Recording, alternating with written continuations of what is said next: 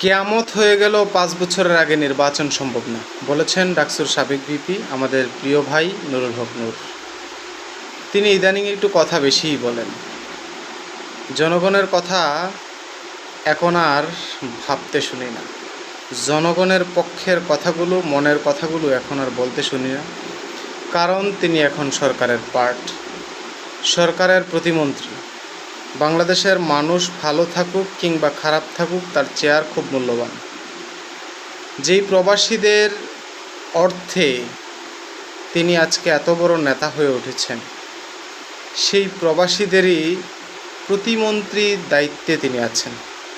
কিন্তু এই যতদিন ক্ষমতায় আছেন, ততদিনে তার আমলনামা ঘাটলে প্রবাসীদের জন্য তিনি কতটুকু করেছেন তা আসলে তিনি বলতে পারবেন না।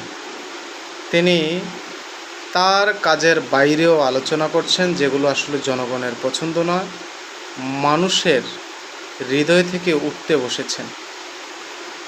আমি আমার প্রিয় ভাইকে বলবো, আপনি প্রবাসী অধিকার পরিষদের নেতা, প্রবাসীদের রক্ত ঘামে উপার্জিত টাকা দিয়েই আপনি এত বড় নেতা হয়েছেন। অন্তত প্রবাসীদের জন্য ভাবুন, প্রবাসীদের জন্য কিছু করুন। দালাল মুক্ত প্রবাস জীবন গড়ে তুলতে, বিদেশে লোক পাঠাতে কিভাবে কাজ করা যায় সেদিকে মনোযোগ দিন, অতিরিক্ত তেলবাজি করিয়েন না।